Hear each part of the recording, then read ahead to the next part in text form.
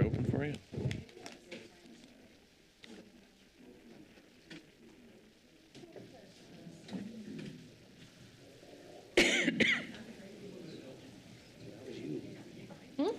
Your mic's on. Good evening. I have 6 o'clock. Welcome to the Planning and Zoning Commission meeting, February 25th, 2025. Call the meeting to order and start with a roll call, please, Madam Clerk. Gardner. Here. Miller.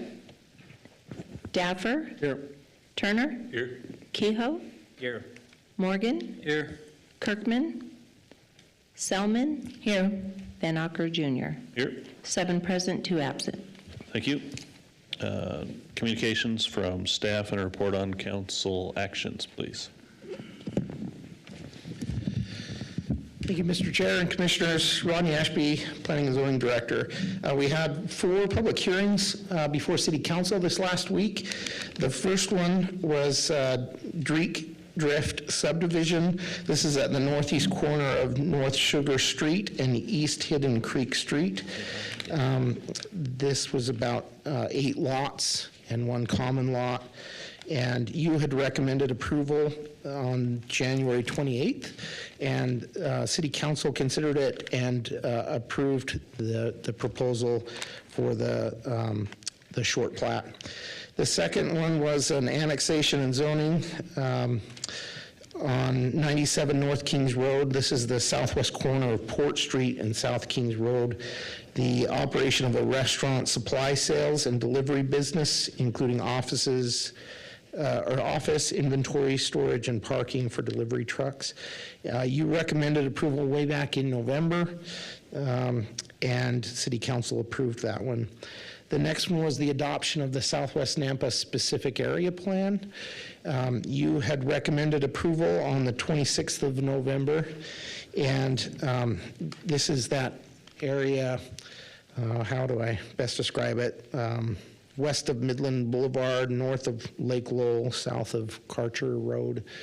And that's that specific area that we get a little more detail than the future land use, or the comprehensive plan and future land use map. So you had recommended approval. That one was considered. We had about 2.5 hours of public testimony on that one, and then it wasn't closed. It was continued to next week. So they'll make this their decision at the next City Council meeting on the 3rd of March. And there was no rebuttal at that time, so staff is preparing the rebuttal and the responses to all the questions and comments that we heard at that public hearing. And then finally, there was an annexation and zoning, master plan community, preliminary plat approval, and did I say master plan community? I think I did. And that one was for the Deer Flat Ranch subdivision and development. That one is just out by the lake, south of West Greenhurst Road, west of South Midland Boulevard, and north of Locust Lane for Scott Keto. This is where the lavender farms have been in the past. You had recommended approval and asked for a little more detail to be nailed down about what would actually be permitted on the property, because there was some vagueness about the land uses, the zoning that was assigned, what specific land uses would be in place, and what they would actually do with some of that open space. So there was a lot of discussion, a lot of conditions that were placed on it. They are going to have a development agreement. The City Council did approve that one unanimously. Had quite a bit of support from the public. If you recall, when it was before you, there was quite a bit of opposition, and it turned kind of, in my opinion, it turned the opposite direction, and a lot of those people who were opposed came in favor of it because they worked really closely with them. So it was just a really good example of somebody reaching out to the public and engaging them after they heard their comments and helping them understand the project. So those were the 4. Thank you. We entertain a motion to adopt and approve the consent agenda unless there's any discussion. So moved. Second. A motion by Commissioner Garner, second by Daffer, to adopt and approve the consent agenda. All those in favor say aye. Aye. Any opposed? That motion carries. Consent agenda is approved. We'll move on to public hearings on tonight's agenda, and we have two. The first one, the applicant has requested additional time to present the project. It's a large one, master plan community, and in the past, we've allowed 15 minutes for the applicant to take us through the entire project, so we're going to go ahead and do that tonight. They'll go first, present their project, and then we'll have staff present the staff report that we got last week and have all reviewed, and then we'll move into the public testimony for each item on the agenda. If you haven't done so and would like to speak, go ahead and sign up in the back with the lady at the desk there, and you can sign up to speak for, against, or undecided on the applications. Please keep your comments to 3 minutes, and that's your opportunity to ask questions, voice concerns, and get more information on the project after everybody has had the opportunity to speak. Even if you're not signed up and you change your mind while we're taking testimony, I'll ask anybody in the audience if they'd like to go. We'll go ahead and have the applicant come back up. They'll have 5 minutes to rebut, give us closing remarks, answer questions, those types of things. And then we will close the public hearing, discuss and deliberate amongst ourselves, and close and render a decision on each application. So that's the flow of the meeting, and without further ado, I'll go ahead and start. First item on the agenda this evening is a comprehensive plan map amendment from RMU, CMU, MDR, HDR to HDR, MDR, and commercial. Comprehensive plan text, specific area plan amendment, annexation, and master plan community to 235.56 acres of RS4, 40.59 acres of RMH, zoning district, 52.38 acres of RS6, 28.3 acres of BC, with 53.53 acres of open space for East Canyon community,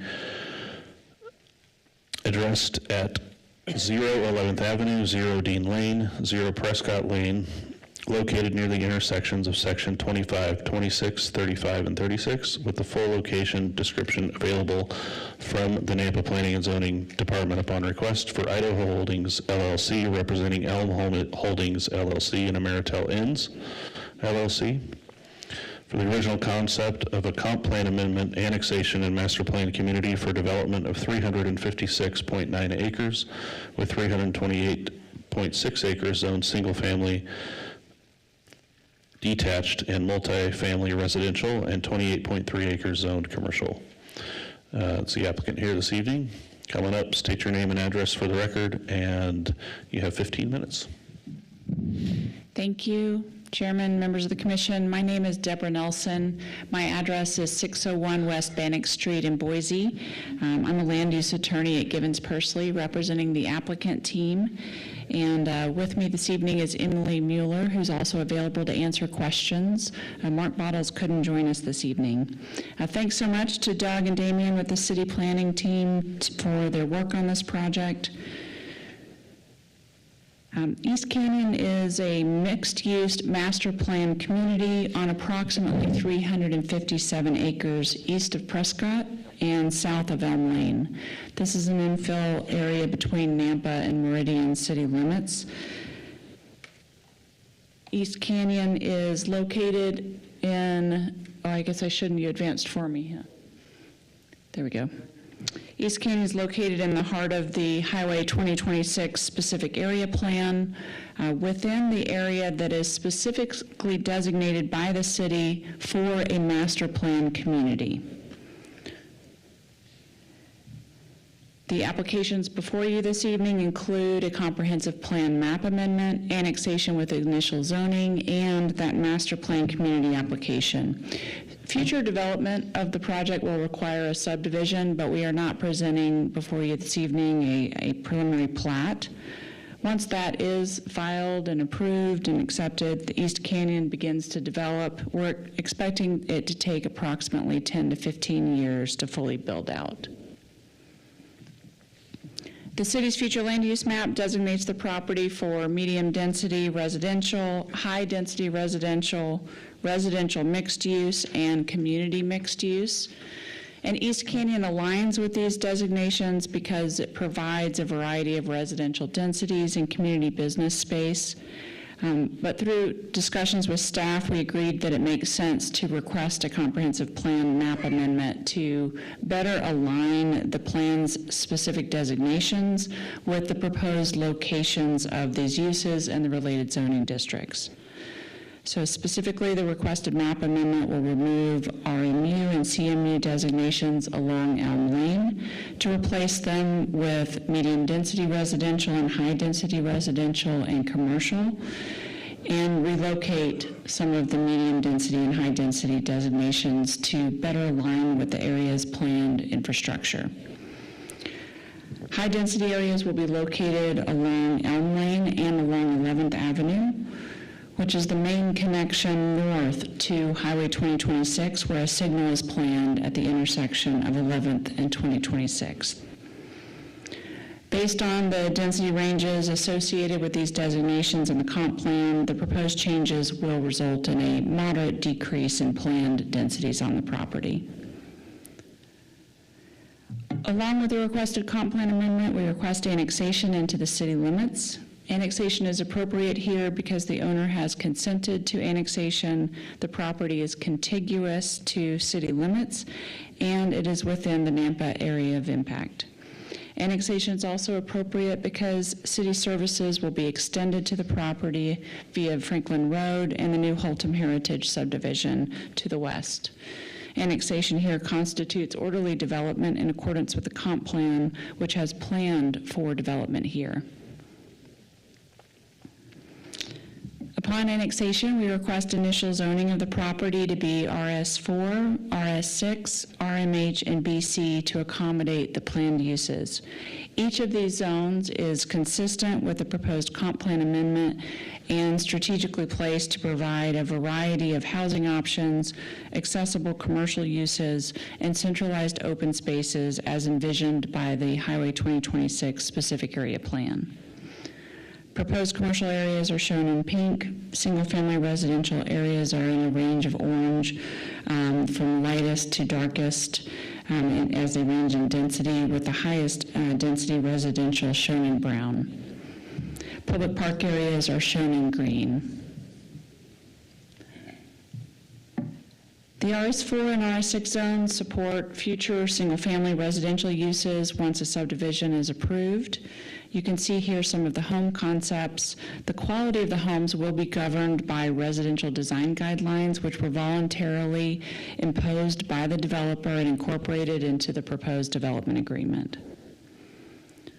The proposed RMH zone supports future multifamily development. Multifamily, together with the single family, provides housing diversity near the employment and shopping dining opportunities that will be enabled with the BC zoning. Multifamily housing also serves low to medium incomes, including recent college grads, teachers, civic employees, and veterans, and others. Each multifamily project will include on-site amenities, including a pool. The BC zone covers 28 acres along Elm Lane, and the proposed development agreement restricts certain uses, including alcohol sales, tobacco, and vape shops, and adult businesses. Consistent with the Highway 2026 specific area plan, East Canyon is designated as a master plan community, which ties together differing uses in an integrated design, buffered with landscaping, and includes unique features such as the amphitheater and parks that are proposed here that I'll provide more details about. The design promotes walkability to convenient business and office space. This reduces vehicle trips and encourages community health. Housing is designed to promote the efficient use of land and promote more public open space. East Canyon meets each of, let stay there a little longer. It meets each of the master plan community approval criteria that's in your code by following smart growth design principles, by offering a range of housing opportunities, by promoting walkability with detached sidewalks and protected public pathways, by creating a distinctive and attractive community aesthetic with enhanced residential architectural treatments and common signage, by preserving a significant amount of open space, and by providing connectivity with neighboring developments, including the Haltom Heritage Subdivision to the west and infill property abutting the amphitheater park. East Canyon includes at least 15% qualified open space, plus ample and unique amenities. The parks are designed for use by adults and children alike. Each multi-generational park will feature a grass field that is at least 1 acre in size for flexible recreation, a youth playground, a picnic shade shelter or community fire pit for community gatherings, and a sports court. There's also a mile-long, 10-foot-wide multi-use path along 9 Mile Creek, complete with active usable spaces like a centrally located outdoor fitness area, pet waste stations, and benches. This feature will be able to connect to the city's planned, and actually it extends all the way from Meridian, the planned 9 Mile Creek pathway for longer active recreational features. As I mentioned, each multifamily area will also include a pool, and the proposed DA includes provisions that all residential streets will include detached sidewalks and that the project incorporate drought-tolerant landscaping where viable. The most exciting and exceptional feature of East Canyon is the 4-acre amphitheater park located near the commercial portion of the project south of Elm Lane. The park includes an amphitheater, splash pad, and grass area to be constructed by the developer and donated to the Nampa Parks Department. This has been discussed with the Parks Department and is incorporated as a requirement into the proposed development agreement. The location offers the opportunity to create an even larger park in the event of future development of the adjacent infill parcel. Here you can see some additional concept images of some of the proposed open spaces and amenities. And this is the signage plan. Signage throughout East Canyon will follow the canyon theme of the community, creating cohesion and establishing a sense of place. East Canyon aligns with the goals in the Nampa Comprehensive Plan by providing housing diversity and mixed uses where planned, by locating commercial development near residential to promote walkability, by making improvements to the 9 Mile Creek to promote bicycle and pedestrian connectivity, and by providing ample parks, recreational amenities, and green spaces to further the city's goals of developing more parks and public gathering spaces throughout the city. As highlighted in the Mayor's State of the City address, a recent housing needs analysis found that Nampa has an existing housing shortage of over 2,400 units. On top of the existing shortage, the city needs an additional 8,400 units by 2030 and 14,500 units by 2040. To meet this critical need, the study provides a number of recommendations, including, among others, to prioritize diverse housing, to serve low and moderate income households, and to provide clear guidelines and avoid costly conditions to encourage development in housing. This commission and the City Council recently discussed this same housing need and recognized that while growth can be challenging for those that are already here, the increased supply of diverse housing is needed to meet increased demand and to help address the increasing costs that come from that low supply and preclude Nampa residents, their children from settling here, and Nampa's employers from being able to recruit the workers they need to live here.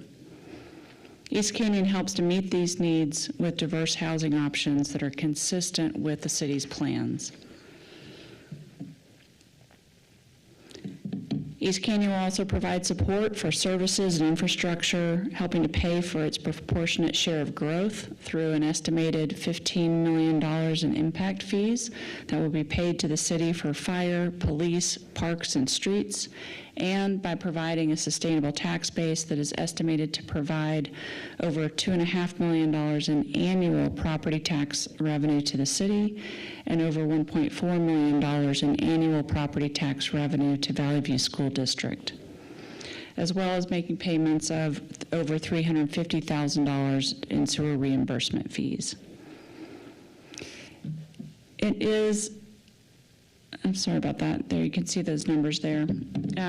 It is somewhat rare that a city gets an opportunity to master plan such a large assemblage of property, and the applicant team has thoughtfully designed East Canyon as a cohesive, highly amenitized, mixed-use master plan community that meets the standards in your code for master plan communities, is consistent with the uses called for in this area in your comprehensive plan and the specific area plan. And for all of these reasons, we request that you recommend approval to the City Council, and we stand for any questions.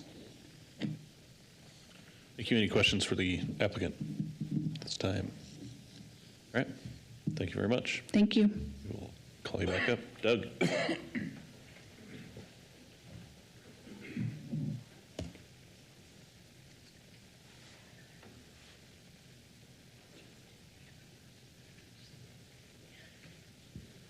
Okay, thank you, Chair, Commissioners. Doug Critchfield, Principal Planner, Long Range Planning. We're grateful to the applicant for their presentation, and they've covered quite a bit of information that I don't want to duplicate that effort, so I'll try and move through this with you. Oh, you're able to advance the slides, so I'll do that over here. Okay. So there was a question about the location. We hope that it's clear. It's north of Ustick, south of 2026, on 11th Avenue North. That's the primary area where this is located.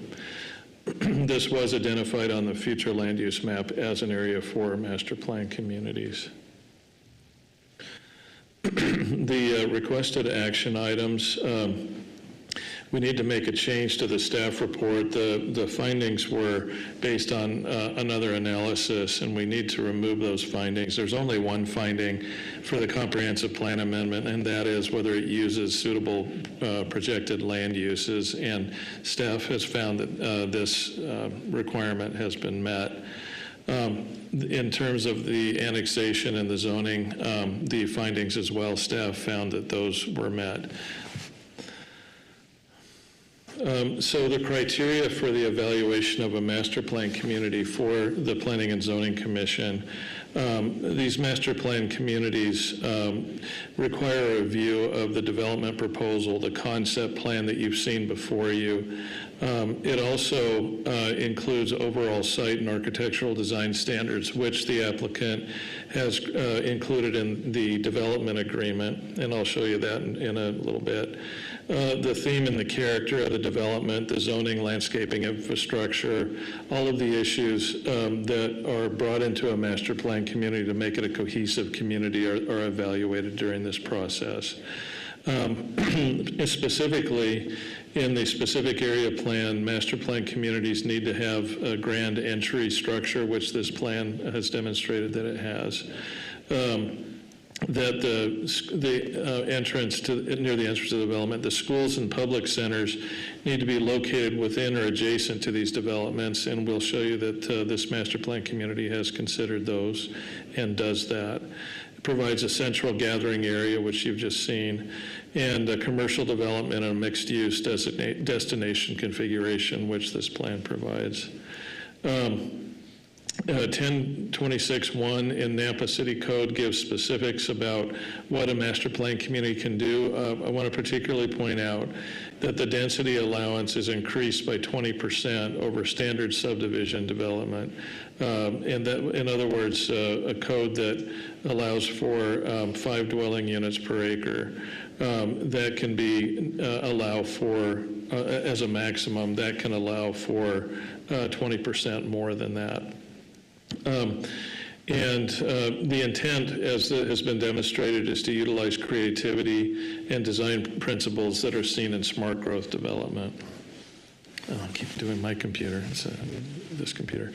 So the property details, so the total number of parcels is 8 parcels, 356.9 acres. The property is zoned ag. It's in Canyon County, and some of this is under ag production, this area. A few homes do exist in the area. The area that says not a part on this map are largely where most of the homes are located in this master plan community. There's 1-lane paved roads primarily for agricultural use, and it has a rural character about it. And then, as was talked about, this is adjacent to Nampa city limits, so it's eligible for annexation. On the property details, you can see on this map that it's largely surrounded by medium-density and high-density residential, and that the transportation system does have collector roads moving through and around the site and a minor arterial on Elm Lane. So the transportation system, when this is fully built out, Dean Lane is extended, and when these other roads are extended, Spruce Road is extended, it's going to reduce the impacts of traffic in this area because of the grid pattern that exists there. There are currently no water, sewer, or pressure irrigation available to this site at this time. In its relationship to the 2026 specific area plan, as was mentioned, there are placeholders on the plan for a middle and a high school in this area, as well as an elementary school. I know that the applicants have been in contact with the Valley View School District. There's no plans at this time for the school district to purchase or build in this area, but it may that may be a possibility in the future, and they're open to that idea. Likewise, a community center or some type of central community civic center was anticipated in this area, and the amphitheater that's planned on this project faces that community center. Whatever develops on that particular parcel, then we'll be looking to have that all work cohesively with the amphitheater that's proposed. So the proposed future land use changes, they're in your staff report about the specific numbers. The impact of those changes to the existing future land use map, the commercial balances out pretty much, but 54 acres of high-density residential was reduced to medium-density residential, and then the remaining 46 acres of the community mixed use was converted to medium-density residential as well, with commercial above. So what that does is that the current future land use map permits 2,359 units maximum in this area, or a gross density of 6.6 dwelling units per acre. Their proposed master plan community reduces that to 1,746, about 600 less units per acre, or 4.89 dwelling units per acre gross. The 4.89 is still above the average that we have in Nampa, which is about 4 dwelling units per acre. You've seen this map of the qualified open space. The application does provide over 15% qualified open space with the elements that were mentioned by the applicant in their presentation. Notably, there are these multi-generational parks are a welcome asset to the community, and we believe will be heavily used, including amenities such as fire pits, basketball and pickleball courts, which we normally don't get in when we have a subdivision come through. And each multi-family portion of the project will have a pool amenity, which is something that we have been looking for in these master plan communities. I've shown you the signage package. This is particularly what the signage will look like. It does have, as was mentioned, kind of a canyon feel, kind of a rust and stone type of approach, which is a popular approach with several subdivisions in the Treasure Valley. In terms of the park amenities that were shown to you, again, a wide variety of amenities and different shelters that were shown in the development agreement. And these, again, will all be solidified in the development agreement if it's approved this evening. The applicant has also mentioned in the development agreement that they'll include drought-tolerant landscaping throughout the development, and that the residential neighborhoods will have separated pathways, and that there's potential for rear-loaded lots, garages back behind. This is, again, a smart growth principle that they're introducing into this project. Doug, excuse me, this is Rodney. I just wanted to clarify something. Doug, you mentioned that this would be solidified in a development agreement if this was approved this evening. Just want to make that clear that it would still have to go on to City Council. Thanks, Rodney, appreciate that.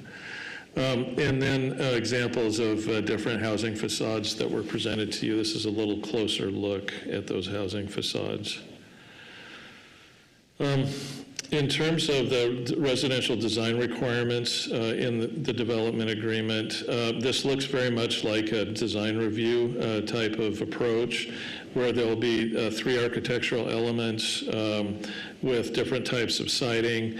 The 2-story detached structures provide a minimum of 1 second-story side window per side elevation, 1-foot overhang on roof overhangs, and then architectural treatments to buildings that back up to collector or arterial streets, which is something that you see in nice developments in the Meridian and in Napa areas where they treat the entire building rather than just the front facade. There's also something that we would like to bring forward and have this stand out, is that the floor plans will be different based on the number of units for each of the subdivisions, again offering a different variety of looks in these neighborhoods, which is something that we encouraged, or that the council and the Planning and Zoning Commission encouraged in the comprehensive plan. In terms of the zoning for the site, so RS4 is proposed, 235 acres of RS4. That type of housing provides for single-family detached housing. You could also have duplexes on that, but albeit they'd be very tight. And then the RS6 is largely in the southeast side of the development, and that fronts on Dean Lane off of the Dean Lane, which is a north-south roadway on that end, and Ustick Road to the south.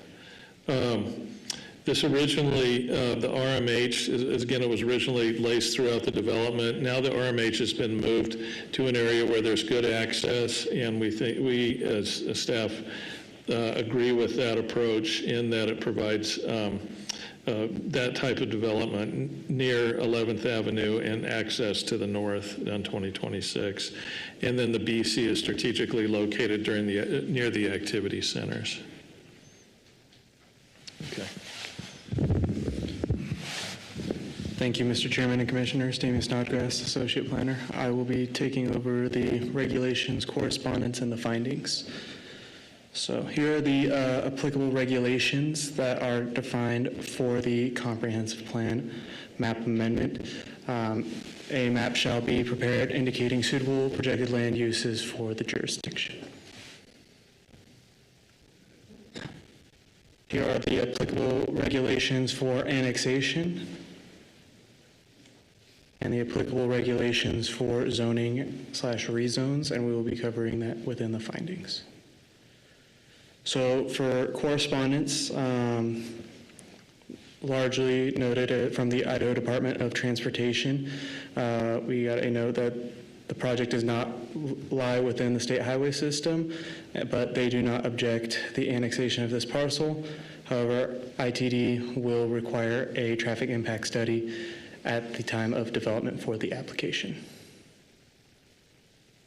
All right, so the findings for the comprehensive plan. The plan utilizes suitable projected land uses. In conclusion, we found that due to it being slated for the 2020 comprehensive plan, that the type of land uses proposed in East Canyon master plan community will have the mix of residential, commercial, and civic areas that we would be looking for due to its growing nature near Ustick Road and some of the plans that were in place for the specific area plan. And the master plan does provide density in an area near the transportation corridors and provides a city center feel for the area. Findings for annexation. All private landowners have consented to annexation. Staff found this to be met. B, the property shall be contiguous with city limits, not only through shoestring connection or strip of land comprising of highway right-of-way. Staff found this to be met. The comprehensive plan includes the area of annexation, and staff found this to be met. When applicable for the annexation of roadways, all portions of highways lying partially or wholly to be annexed with a contiguous parcel unless by express agreement with Highway Maintenance District indicates otherwise. Staff found this to be met, and right-of-way will be annexed as part of this annexation. The findings for zoning. First is that the proposed map amendments are or would be in harmony with the city's currently adopted comprehensive plan and comprehensive plan land use. Staff found this to be met even with the decrease in density. It is still providing the feel that the comprehensive plan intended to have in this area. B, that the proposed map amendments are or would provide a proposed set use or set of uses that would be least reasonably compatible with existing or adjoining property uses. Staff found this to be met with the adjoining properties to the west and what is proposed by the comprehensive plan.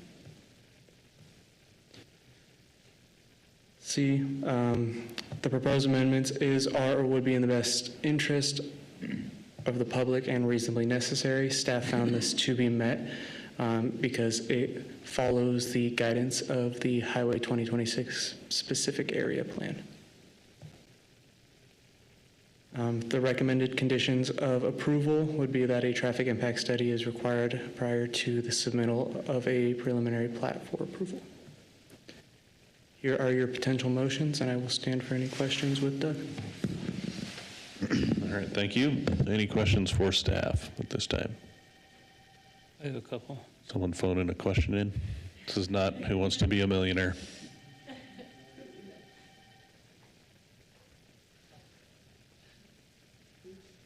Did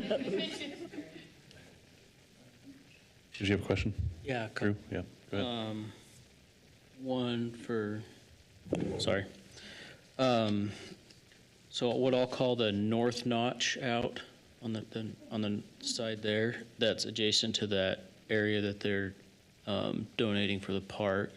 It sounds like the idea would be that the park could get bigger once that parcel is developed. What mechanism in the code or because we obviously can't require anything on that parcel tonight, right? Is there some way that we could make that happen, or is it just when it comes before us, we have to hope that they want to also donate some land to the city, or does the city have to buy it, or how do you see that happening? Yeah, thank you, Chair and Commissioner Morgan. So it is private property, and the property owner would have to be a willing seller to the city if the city wanted to purchase that for park property. Parks would be an eligible land use within that designation. The community, because it's community mixed use, right? I'm sorry. It's community mixed use there. Is that? I believe so. Yeah, I'd have to look. Here. Oh, on your computer. So it could happen, Yeah. but it also could not happen. Yes. The other one. Mr. Chair, Yes. excuse me. Just one other thing that the city can do is if a development occurs and is required to have open space, the other thing that they could do is kind of push that open space towards that area that if it's required. Yeah, that makes sense. One might be for Daniel. The traffic impact study on a master plan community. That just goes as things get developed, right? So it would be if they develop this 100 homes at a time, could they avoid doing a traffic impact study, or? No, what we've looked at on the traffic impact studies on the master plan communities, because they do have such and especially one of this size, because they do have such a long build period, that it doesn't necessarily make sense to study. We've identified with them kind of what the scope of the study will be. As they come in for those first phases, we will meet again and scope the scope for for their first portions. And then as each of those future ones come in, we will meet back again and rescope until we've looked at the entire area. But no, if they were to come in 100 at a time, as soon as they come in with more, we would be saying, nope, you've got to come back in with these. You're all part of this master plan community. Okay, thank you. I think it was part of the ITD requirement as well, right? One of their conditions?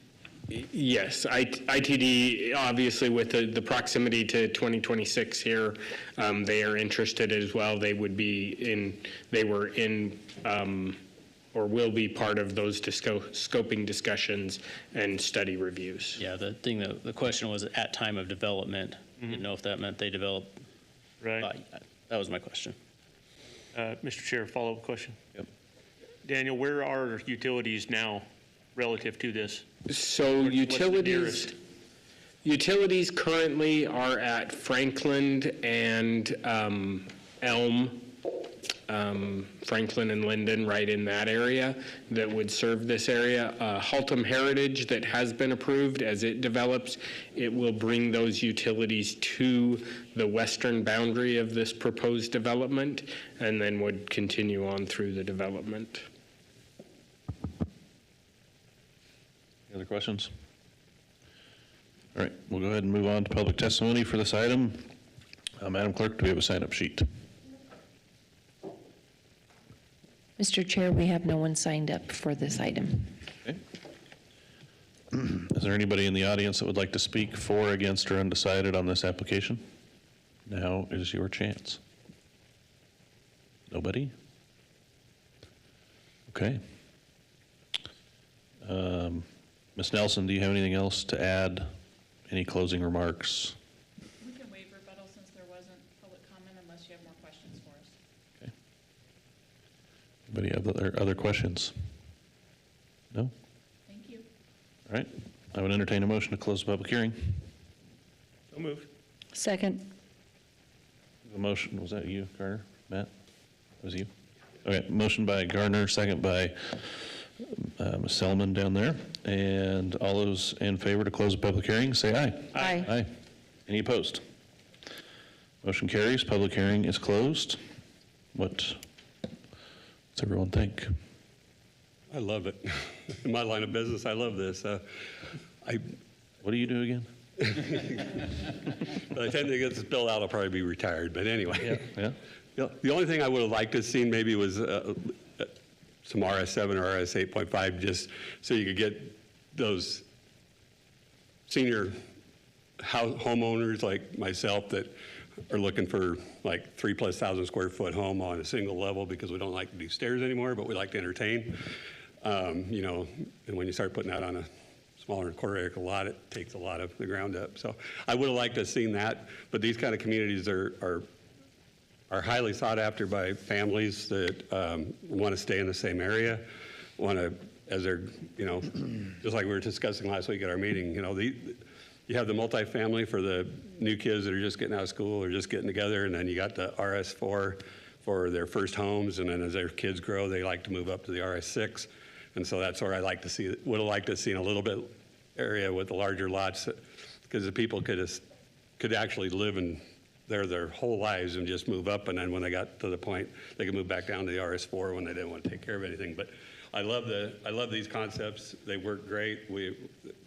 We're asked about these things all the time, and when we just limit it to an RS6 zone or an RS4, the families can't stay in the same communities like they can with these. And so they're very popular with people that want to stay close to their kids and their grandkids. So I love it. I'm all for it. So Thank you. I One of the first workshops I ever attended, the mayor went on about how much she wanted these kind of communities and to bring the community together in more uniform as opposed to piecemealing everything together. And I think that this works towards that goal. And she specifically talked about this area as well, making it a master plan community to help with that design standard and keep it a little more uniform. So I think this is a good project. Thank you. I wish there were some big warehouses right in the middle of it. Other than that, I like it. You'd have to go through for that? Yeah, that'd be fun. That'd be fun. No, I agree. It's a heck of a project and big assemblage, and I think, it's right down the middle of where the comp plan slated a master plan community, and a lot of thought was put into it. I wish, they could have assembled everything in a nice big rectangle, but that's not always the case when you assemble land. And usually it's the most difficult thing to design around, but I feel like they've done a really good job and created a lot of open space for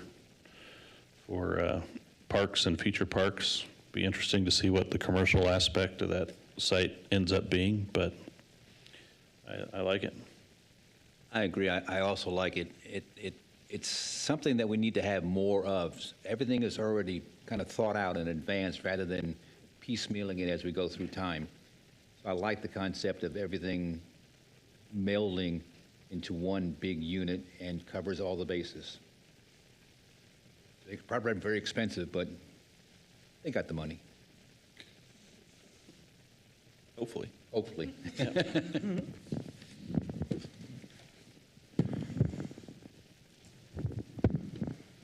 It's pretty far out there, and I've always been against the sprawl. Yep. But having said that, it's going to get developed, and I would rather have these guys do it this way than somebody else come in and put a bunch of RS6 subdivision in, which I guess our comp plan might not even allow, but my point stands that it's going to get developed. I want this is the right way to do it when it does. I wish it was further down the road and we'd fill in some of the other stuff before, but I don't want to turn this down and have something else go there. So I'm in favor of it for that reason. It's funny you say that it's too far out, or you don't want to, but to me, we've been doing everything to the south around the lake area, and we've been ignoring the northern part of Idaho, northern part of Nampa. So this kind of fills in some of that area there. To me, so I see the opposite of what you see, but I like it still. I think if you see a little farther down towards Meridian, the new Costco and how rapidly that's developing. Yeah, I don't that's what I mean. think it's going to be as far down the road as we want to suppose it is. And especially with 16 connecting, I think it's really going to blow up right there. And so I think it's really great. And I think that the cool thing is that it's attached to a development agreement. So it's not like the plan is easily changed at this point. And so if we like what we see with this concept, I think that it's nice that it's protected that way. And they're making a lot. I'm in favor of it as well. They're making a lot of concessions. They don't have to. I'm just going to echo kind of what you all have said. I agree. I think it's a great idea to put a master plan community out there so that you have everything on one spot. So I'm for it. And I do like the idea of the master plan community for the traffic study too, because I think that is a problem when we just piecemeal these things together, that no single one triggers the impact study, and so we just have to use impact fees. So Nobody wants to read the big text. Oregon will. I'll do it. I move to recommend adoption of the comprehensive map amendment from RMU, CMU, MDR, HDR to HDR, MDR, and commercial. Comprehensive plan text specific area plan amendment, annexation and master plan community to 235.56 acres of RS4 zoning district, 40.59 acres of RMH zoning district, 52.38 acres of RS6, 28.3 acres of BC with 53.53 acres of open space for East Canyon community parcels addressed as 0 11th Avenue, 0 Dean Lane, 0 Prescott Lane, located near the intersection of sections 25, 26, 35, 36, with a full location description available from the Nampa Planning and Zoning Department upon request for Idaho Holdings LLC representing Elm Holdings LLC and Ameritel Inns LLC. Second. A motion by Commissioner Morgan and a second by Daffer to recommend approval and adoption of all those items. All those in favor say aye. Aye. Any opposed? Motion carries. That will go on to City Council. Thank you. Great presentation. And we'll move right along to the second and last item on the agenda this evening is a conditional use permit to allow portions of the parking lot for product display as required in section 10-16-2 for shed display, sod sales and display, general outdoor storage, power equipment rental area, seasonal sales and storage in a BC zoning district at 2003 North Cassius Street. For Home Depot, original concept to utilize designated parking spaces for staging merchandise to sell or rent that would occupy a total of 51 parking spaces and front display areas. The applicant here this evening. Thank you, Mr. Chairman. The applicant is actually online. Okay. Do we have a Teams feed Hi, somewhere? yes, Oh, great. yes, sorry, Cassandra Okay. Permenter, I am here online. All right, please state your name and address for the record, and you've got 7 minutes to tell us what you'd like to do. Yeah, my name is Cassandra Permenter. I am at 28827 North 91st Avenue, Peoria, Arizona, 85383. Thank you. So for this project, we are looking, so there is an existing Home Depot at this location. So what we are looking to do is we are looking to implement some areas within the parking lot to accommodate things like storage and additional sales and just kind of to clean up the store. Recently the store got a code violation for this site, so the reason for this application was to kind of clean everything up and to just bring the store back into compliance and also give our store team additional support for when we're in our busy season and they're getting things like additional product and stuff like that. Additionally, with the tool rental center, we are looking to bring in equipment rental. So those are larger items that would be stored within the parking lot as well. Okay. Is that everything? Yes, that is everything on my end. All right, great. Any questions for the applicant at this time? Larger equipment in the storage area like scissor lift and man lifts and things like that, or like power equipment? Correct. Things of that nature, things like the mini bulldozers as well, the scissor lifts, lights. Okay, great. Any other questions? Thank you. We will get back to you if we have more questions after public testimony. Damien. Thank you, Mr. Chairman and Commissioners. Tonight, the requested action item is a conditional use permit to allow for portions of the parking lot to stand as product display as required per section 10-16-2.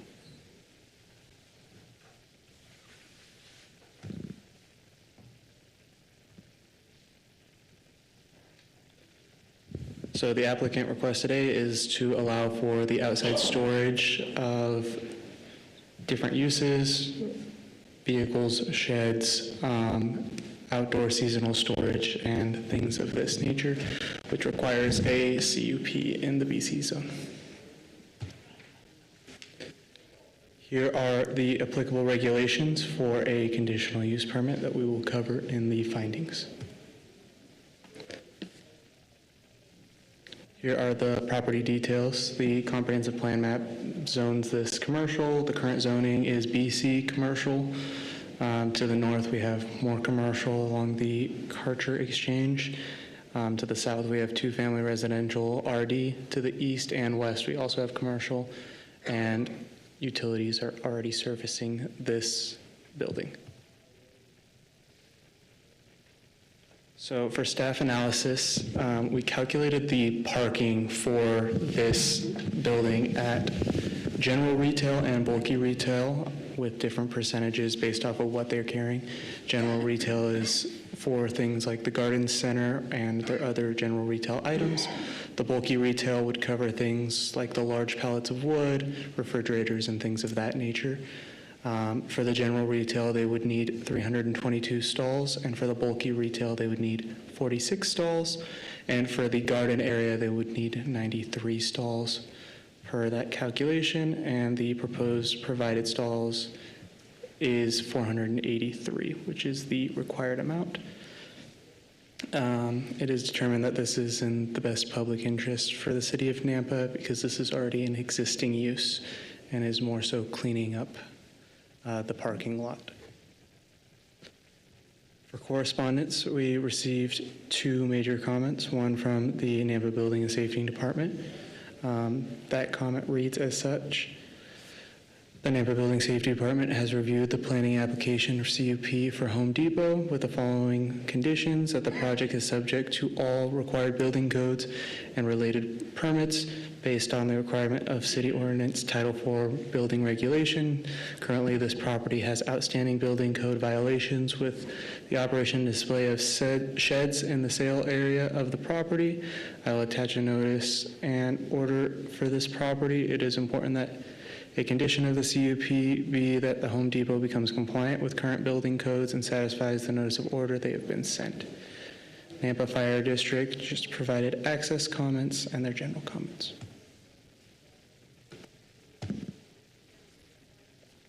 Here are the proposed findings. First is that the proposed use is supported by the Nampa Comprehensive Plan. The use of the building is not changing. It is zoned commercial and it is currently a commercial use, so staff found this to be met. That the design, construction, operation, and maintenance of the property and project will not adversely impact the intended character and appearance of the general vicinity. Parking will be provided as required for a commercial unit per Nampa City Code 10-22-6. With that, staff concluded that the exterior storage will not adversely impact the intended character appearance of the general vicinity.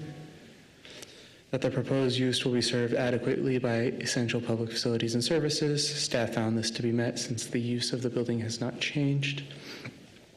That the proposed use will not be detrimental to the economic welfare of the community. Staff found this to be met because the use is the same. And that the proposed use will not involve any activities or processes, materials, equipment, or conditions of operation that would be detrimental to any person's property or general welfare by reason of excess traffic, noise, smoke, fumes, glares, or odors. Staff found this to be met because the use is the same. Here is the conditions of approval. My apologies on the first one for not removing it, but the second one is the most important condition, that the applicant must become compliant with current code to satisfy the notice of order they have been sent, and any other that the commission may recommend. Here are your potential motions, and I will stand for any questions. Any questions for Damien? Yep, go ahead. On the violations that you're talking about, had this application been done prior to tonight, would those violations still exist? In other words, are these clearing up those violations as well as everything else, or is it just? Mr. Chair, I just want to point out we have our assistant building official here tonight, and he is the one that issued those violation notices, so he's prepared to speak to those. Okay, please do. So those violations are, this will not clear it up unless it's a condition of the approval, which it is. But the violations would have still happened, I guess is the question, if the CUP was done previously without a condition that they maintain building codes. Okay, so are we rewarding them for negligence, and we're going to give them something they don't necessarily want? I mean, we're the ones who want them to do this, right? Mr. Chair, maybe I can speak to that real quickly. So we've had this challenge throughout the community with our parking lots being taken over with inventory. And so we found that sometimes it can be a traffic concern, an exit concern, but it also takes up our parking spaces that are required by city code. We have had nothing in place until real recently where we changed our code to require a conditional use permit in order to utilize that parking lot for outdoor storage of inventory that they would be selling. This, if you recall, it's been a while ago, but we had I'm trying to remember the name of, excuse me? D&B Supply. D&B, we also had that one, but even long before that, we had the store that does the boats and igloos, coolers, Lifetime, thank you. They had a bunch of outdoor equipment that we couldn't figure out how to allow them to sell that outside, or if they should. And so it eventually went before City Council. I think it was a variance, but at that time, they allowed them to sell their equipment outside with specific conditions about access to the property and the maintenance of that property. And so our new code essentially gives you the opportunity to look at this and say, with a conditional use permit, we'll grant this on condition that you meet these criteria.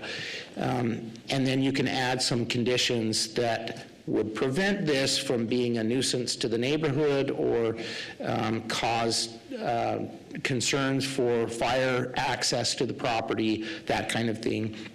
But we limit that so that it doesn't take up any more spaces than would be allowed. They still have to have all their parking spaces that are required for them. So in addition to that, your question about all the violations that are on the property, I wouldn't say that this is a rewarding bad behavior. I wouldn't say that that's the case. What this is doing is it's establishing what we will allow, and then you can add conditions to this such that they will have to comply with these conditions in order to continue the land use of that outdoor. They don't. Then the CUP will be revoked and we'll have to go through the misdemeanor and legal battle following that action. Going to decide, is that something that's more onerous on our part or on their part? Who's going to be suffering by that, us or them? Well, I would say that with the violations to code right now, we just want a solution to move forward. And we think that this is a valid way to proceed, and it's by code. All right. It allows them to use the parking lot for sales as long as they comply with International Building Code. Yep, that's correct. And provide, looks like, better egress from the site and traffic flow. Yeah. Okay, thank you. And I think he has one more comment. Go ahead. Mr. Chair, Mr. Kehoe, so just the bringing forth and the actions of the CUP, they've already gotten rid of one of the violations last week. And so I think this is a very good Yeah, were route. they towed by car? Huh? Are they the ones that towed my car away? I don't know. No, they removed a building from the parking lot that was never permitted. Okay. And so I think they are moving in the right direction, and this gives us an avenue that avoids a lengthy court process. Okay. Thank you. Any other questions? Okay. We'll go move on to public testimony for this application. Madam Clerk, do we have a sign-up sheet? Mr. Chair, we have no one signed up to speak on this item. Is there anybody that would like to speak for, against, or undecided on this item? Nobody? Okay. Ms. Permenter, is there anything else you'd like to add, or do we have questions for the applicant? No, I would just like to add that we did review the conditions of approval with our store team and with Home Depot, and they are in agreement to this as well. So they do agree to the conditions of approval. Okay, great, appreciate that. Make a motion, we close the public hearing. Second. Read my mind. Motion by Commissioner Garner, second by, who was that, Morgan? Selman, sorry. Selman. It's been moved and seconded. All those in favor to close the public hearing, say aye. Aye. Aye. Any opposed? Motion carries. Public hearing is closed. Mr. Chair, can I ask, Damian, I guess, Yep. should we make, do you think it's necessary to make specific conditions such as maintaining the fire lanes and the minimum required parking, or is that rolled up in the code compliance?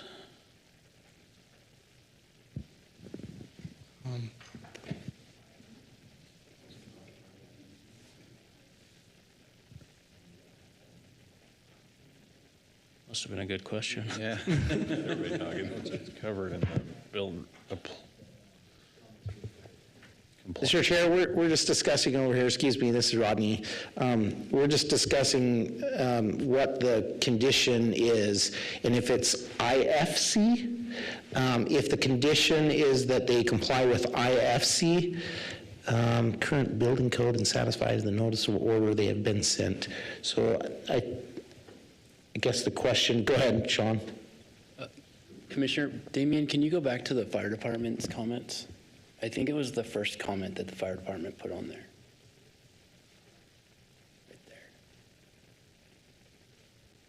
Yeah, right there. Stored and displayed products shall not block fire lanes around the building as follows.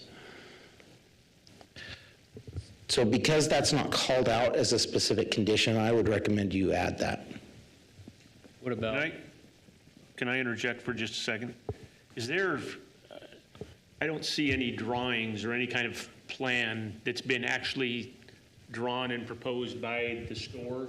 I mean, it seems like that would be a really good thing to have for them, but also for us for enforcement, right? So that you have something in the end. You go and say, hey, what's all this stuff blocking the fire lane? Like, and so I think that would be something that would be very valuable to have in this instance. And so I think maybe that might be something that could be proposed as well, to say that the store is in charge of generating a compliant plan for how they are going to treat their parking lot. Do they have one in the staff report? I feel like I remember seeing something. There was a references part of a parking lot, but it wasn't a complete plan. It doesn't even show the store, I don't think. Okay. It looks like it shows maybe Outback and I don't want to limit them to where they can, like if they decide in the future they'd rather put their equipment rental on the other side or something. I'm more like, as long as they meet the minimum parking and the fire egress. No, and I think because that's them proposing a compliant plan, right? They need to propose what they want to do, what's going to work for them, instead of us trying to second guess what they want to do with their product, right? They need to come in and say, this is our designated fire lane, and this is where we plan on putting our stuff so that it doesn't interfere. Does that make sense? I think if you incorporate those remarks from the Napa Fire Department, it pretty much covers that. I mean, within 150 feet, whoop. You know, it says how far away it has to be and everything, so I think that would cover it without having to. Oh, that's helpful. My plan is totally cut off in the packet. Yeah. I only had half that page. I was looking at it like, what's that? I don't even see the store. So I guess, Mike, it seems like there's 3 conditions, and I just wanted to make sure they weren't redundant. One is that they fix all current code violations. 2, and maybe also in that, don't have any more. I don't know. I guess fix any current and future. And then have the minimum parking required and the fire lanes clear. Do those need to be separate, or I kind of think they do. Seems to be most clear if you do it that way. I don't think that's an undue burden. I mean, Is there a timeline for them? I mean, should there be a timeline that they have the compliance in place before the CUP becomes effective? are we going to make them move all the barbecues inside until they, 14 days. and the lawnmowers inside? Yeah, I mean, the conditional use permit, if you put those as conditions, we'll have to see that they're compliant before we issue the permit. And I think that's the whole point of the building officials here, is to say, we're struggling to get them to comply. And so I think a timeline, basically saying you want the CUP, comply with the building code and the fire code. Give them 30 days. I mean, it's just stuff, it's movable. You can almost pick it up in your hand and move it over. What's the typical timeline for investigating violations of a CUP? It just depends on the project. Some are really complex, and it takes a long time for them to get all the conditions done. But I think if you just put it as a condition of the CUP, then in order for them to sell things out there, they are going to need that permit in hand. So I think that that's enough incentive already for us to get these resolved, because they'll want that CUP as the spring starts, the spring sales start. Yeah. Chairman, if I could ask a question, more for building official and Rodney. Do we have certificates of compliance that we could issue? We do issue certificates of compliance only on a requested basis.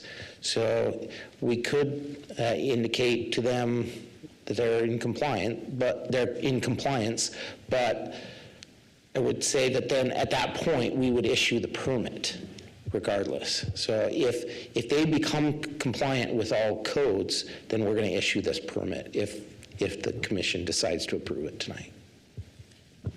And on the building side, it depends which route they choose to go.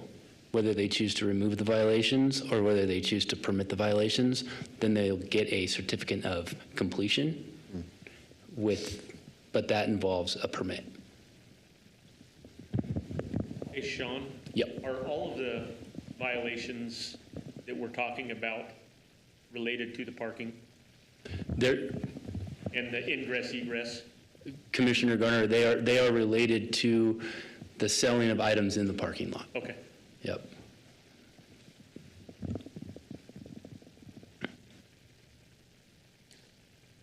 Well, Matt, I think you got a good grasp of what we want. Why don't you go ahead and make the motion? So I think what you're thinking about is that the way that it's written should cover what we need. If we add those extra conditions, I think we should. I think you've got it. I think you've got it memorized. Go for it. Anybody have any other conditions or concerns with approving this? Can you bring up that motion again, Damien? I'll go 2 for 2. Yeah. Well, boost your pay. I'll move to approve the conditional use permit for primary business operations to include the continued unenclosed outdoor display as storage of retail merchandise, both seasonally and year-round, in a BC zoning district. I'm going to change that on the fly to at 2003 North Cassius Street for Home Depot, with the additional conditions with the conditions that they comply with any current and future code violations, that they maintain the minimum required parking spaces and required fire lanes. You say both IBC and IFC? Okay. Say both I said code. What is that? Well, they were talking about Rodney said he's got it. Okay, IFC and IBC. I mean, there's, yeah. Or current adopted codes, I guess? Current adopted codes, yeah. I like that, current adopted codes. Second. A motion by Commissioner Morgan, a second by Daffer, to approve the conditional use permit for this item with additional conditions. All those in favor say aye. Aye. Aye. Any opposed? That motion carries. And for the applicant, this CUP will become effective 15 calendar days from the date of the written decision, and reason statement is provided to the applicant unless an appeal has been filed with the Planning and Zoning Department with the appropriate fee. No action should be taken on the CUP until the appeal period has concluded, and the applicant must confirm with planning and zoning staff there have been no appeals. Thank you for joining us Thank you. remotely. And, Thank you so much. yep, have a good evening. Thank you, you too. I would entertain a motion to adjourn. So moved. Second. A motion by Commissioner Kehoe and a second by Selman to adjourn the meeting. All those in favor say aye. Aye.